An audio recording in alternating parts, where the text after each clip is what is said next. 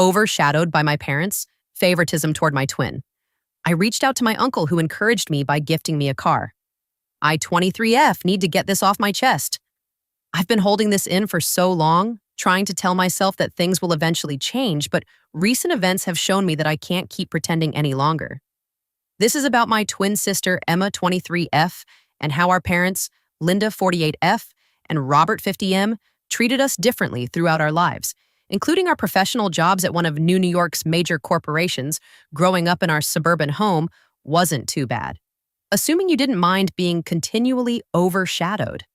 Mom is a real estate salesperson who lives for open houses and client lunches, someone who views every social contact as a potential sale. Dad owns his own accounting firm, and they're all about upholding the perfect image. A spotless, home-manicured lawn, country club membership, and private school tuition. However, that meticulously produced image functioned best when Emma was the focal point. I first noticed the trend around the age of 6. It wasn't evident at first, more like puzzle pieces that only made sense years later when we went shopping for school supplies.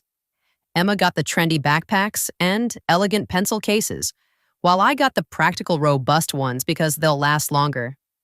Emma's birthday parties were elaborately themed. Affairs with professional entertainment and personalized cakes. My family gatherings were simple since you prefer quiet celebrations, don't you, sweetie? The holidays were when the disparity became painfully obvious. Every Christmas morning, Emma would open the latest must-have toys, the costly dolls, the newest gaming systems, and everything she'd circled in the holiday catalogs. I'd get educational toys, or practical gifts like clothes because you're the responsible one. I have a vivid memory of one Christmas.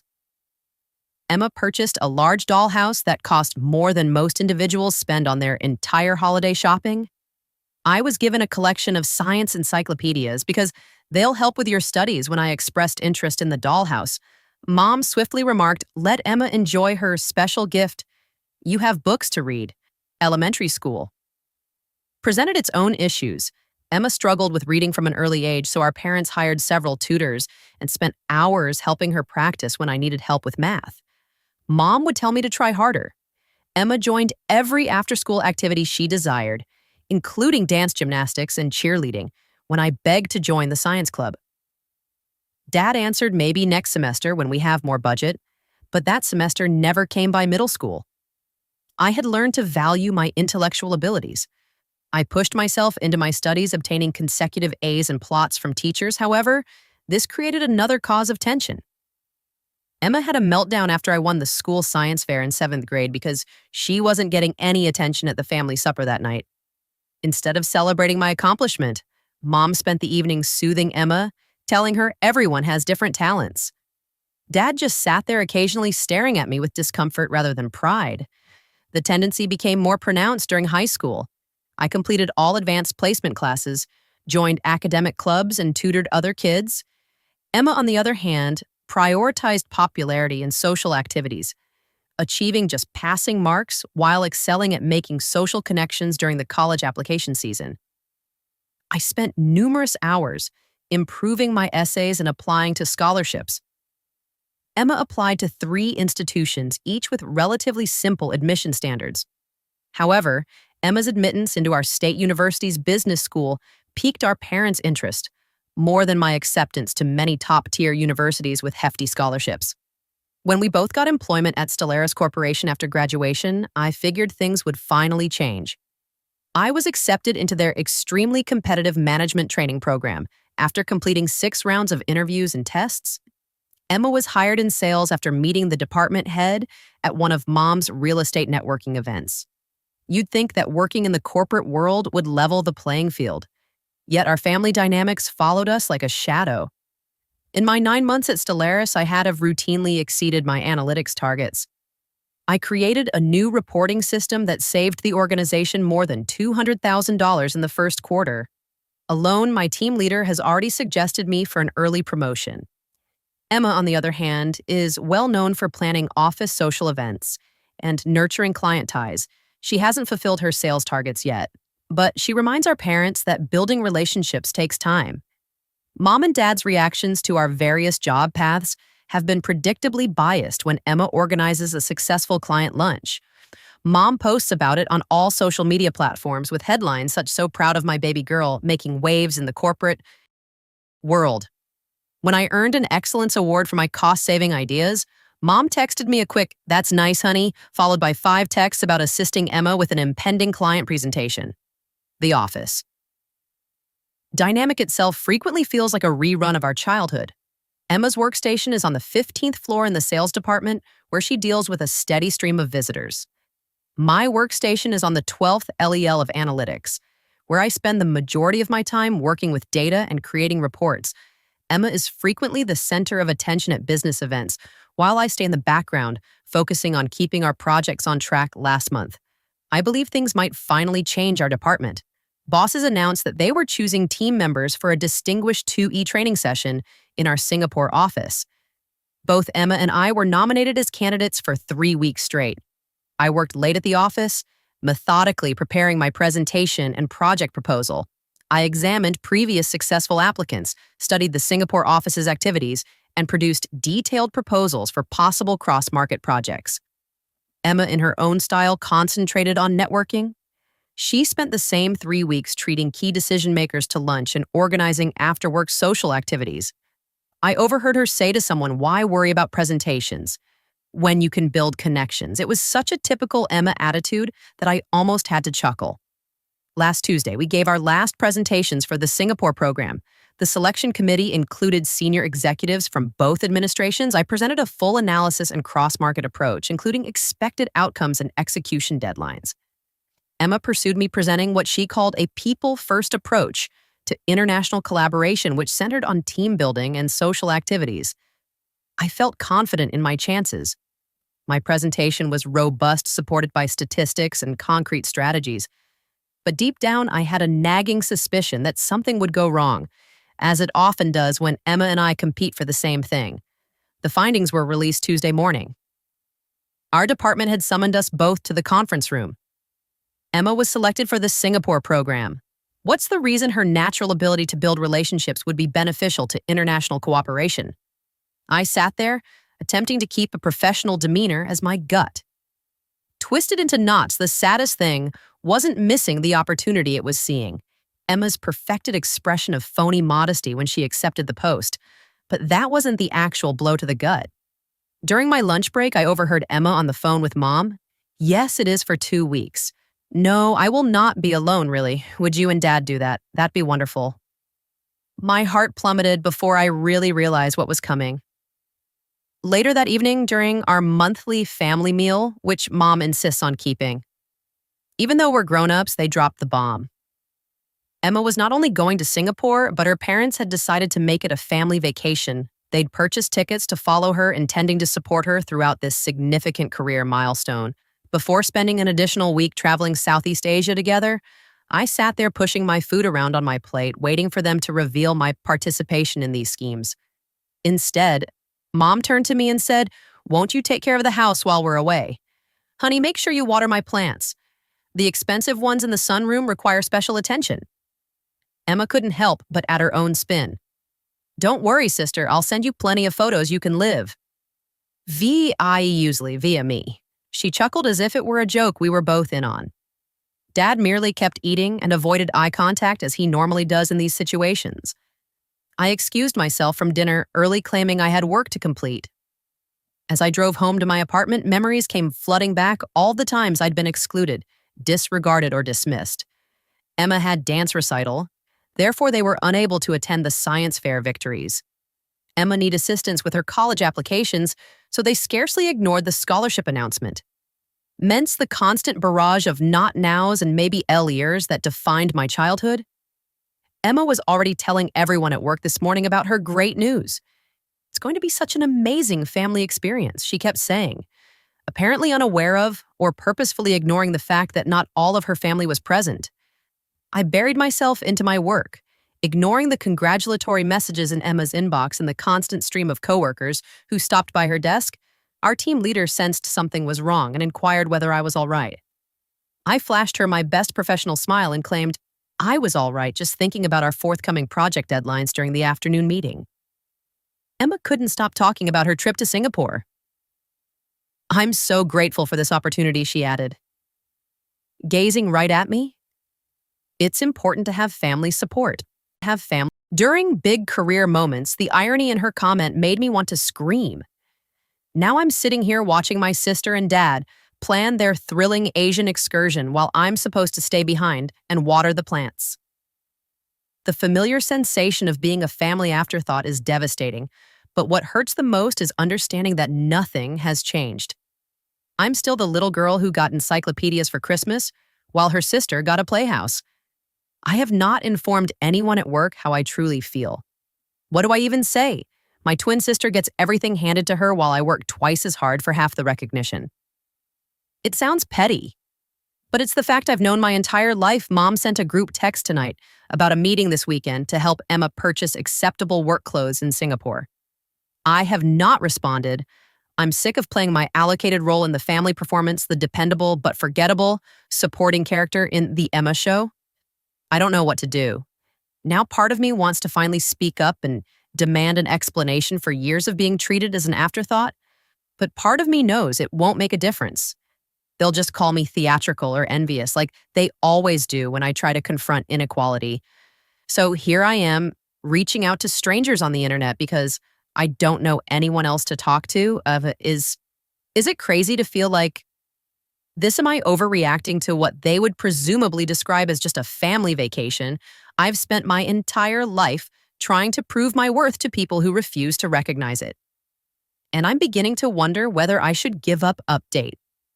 One following my previous post, something unexpected occurred that dramatically altered things.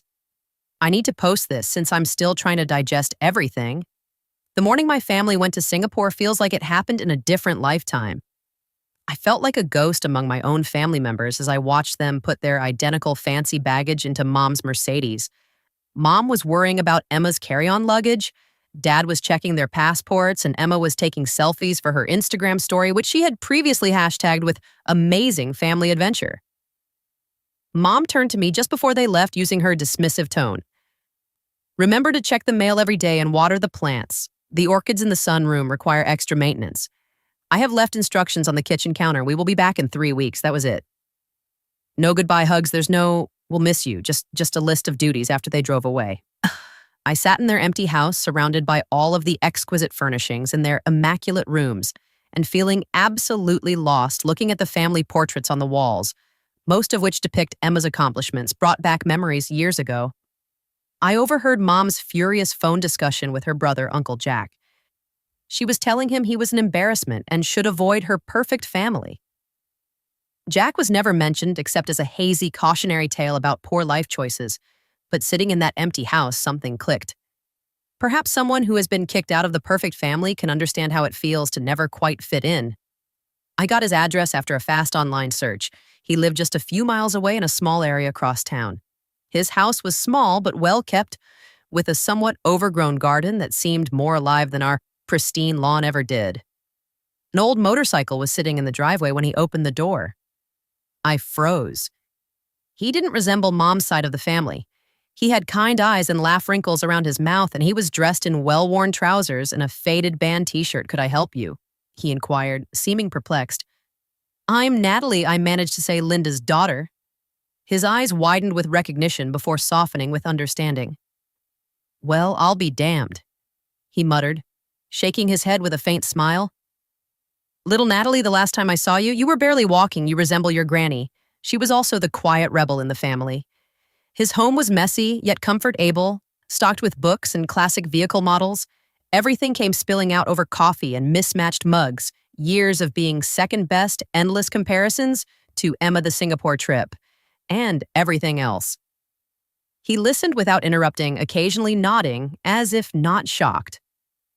Your mother, he finally concluded, has always cared about appearances when we were kids. She was the ideal daughter, while I was the family disappointment. Since I opted to be a mechanic instead of attending college. Sounds familiar. We spoke for hours. He told me about growing up with Mom, how she was always obsessed with creating the perfect image, and how she shut him out totally when he refused to give up his embarrassing vocation and pursue a career in finance as she preferred. But you know what? He showed me pictures of his auto shops being excluded from her idea of perfection was the nicest thing that ever happened to me. I got to live my life on my own terms, start my business from scratch, and marry someone I love, rather than someone who looked nice on paper. Before I left that first day, he inquired about my plans, employment, and dreams. Nobody in my family had ever expressed such real interest in my life. When I told him about my analytics work, he understood and appeared genuinely impressed with my accomplishments. Jack called a few days later and invited me to his house. When I arrived, he was standing in his driveway alongside a brand new BMW 3 Series. My heart almost stopped when he held up the keys and said, "It's yours." I looked at him as if he had lost his wits. "What? No, I cannot. This is too much." The car must have cost more than I earned in a year, but he simply smiled and placed the keys into my hand. "You earned it," he replied simply. "Someone needs to show you that your accomplishments are important. Consider it a graduation present, late but better than never." I've done well for myself over the years, and I currently operate 3 successful car shops. Let me do this for my niece, who has finally stood up for herself. The automobile was stunning, sleek black with leather seats and all the newest technology-ology as I sat in the driver's seat, stunned. Jack leaned against the door. "Drive it to work. Leave it where they can see it when they return." Sometimes the greatest way to respond to being excluded is to demonstrate that you no longer need their approval. Each time I drove it to work, I felt a little stronger and more confident. My colleagues sensed a shift in me. "There's something different about you," my team leader said. "You seem more assured." For once, I did not downplay my accomplishments. It was a gift from my uncle. I explained proudly, "He believes in celebrating achievements today." I received another SMS from Emma. "Singapore is incredible. Mom and Dad are bringing me shopping in all of the designer stores. Send pictures so you don't feel left out." A year ago, such photos would have crushed me today. I grinned while looking at my new car keys for once. I didn't feel excluded at all, but of course this moment of calm could not endure. Mom called earlier. Apparently one of her real estate clients, noticed me visiting Jack. "What were you thinking?" she demanded, her voice tensed with rage. "You're not a member of this family anymore. Do you have any notion how it appears when you visit him? Stay away from him." When I didn't instantly agree, she said, "We'll talk about it properly when we get back tomorrow. They'll return from their trip tomorrow. I've parked the BMW in our driveway so they can't miss it." I know there will be drama. Mom will be outraged about Jack, and Emma will undoubtedly be upset about not receiving an expensive gift herself, but for once I don't care how they react. Jack made me realize something vital. I've worked my entire life to earn a spot in their ideal family photo. Perhaps it's time to start taking my own images update to everything burst, just as I predicted, but not in the way I had hoped. A lot has transpired since my last update, and I need to explain how everything has altered when my family returned from Singapore. I was sitting on Jack's porch when my phone began to buzz with texts. Emma had arrived home first and noticed the BMW in the driveway. "What the hell, Natalie? Where did you get the car?" This was followed by a series of progressively irate text messages. I drove home to confront them. Feeling surprisingly calm when I arrived, they were all standing in the driveway. Mom looking as if she had swallowed something unpleasant. Dad avoiding eye contact as usual. And Emma with her arms crossed, still dressed in her Singapore airport attire. "Who bought your car?" Mom demanded before I even stepped out when I informed her it was from Uncle Jack. Her face flushed an unusual shade of red. "Jack, that low-life mechanic who couldn't even complete college return it immediately." Mom snapped. "No," I said, surprised by how calm my voice was. "I am not returning anything. Uncle Jack bought me this car because he is pleased with my accomplishments, which you would not comprehend." Emma stepped forward. "Hand out. Please, Nat, don't be selfish." "I know, I'll look better. Driving it, I work in sales and appearance is important in my position. I laughed, actually. I laughed unbelievable. "You just returned from a luxury trip that I was not invited to, and now you want my car." Mom's expression tightened. "If you don't hand over those keys right now, you can find somewhere else to live." "Funny you should say that," I said, walking to my car and opening the trunk to display my pack baggage. I was planning on leaving anyway. The expression on their faces was priceless. Mom's mouth expanded and closed like a fish out of water. Emma simply gazed, her perfect Instagram pose finally shattering. Dad shuffled uneasily, but as always, said nothing. "Don't worry," I murmured, getting back into the car. "I will send you photos. You can live vicariously via me for once." I drove directly to Jack's residence. He had already arranged the guest room as if he knew exactly how things would play out. "Stay for as long as you need. Stay for as long," offered, helping me with my things. It's about time someone in this family stood up to Linda. The following few days were bizarre. I began preparing for my new life by transferring to a different department at work, one that had been attempting to attract me for months and looking for my own apartment, but Emma couldn't let me enjoy a moment of peace. She began posting on social media about toxic family members and ungrateful sisters. The posts were always carefully phrased to make her appear as the victim while portraying me as the villain. Some people can't handle others' success and lash out. Instead, she said beside a photo of my vacant childhood room, "Sad when jealousy ruins relationships." Our mutual high school acquaintances began to contact us asking what was wrong with me and why I was causing problems with my family.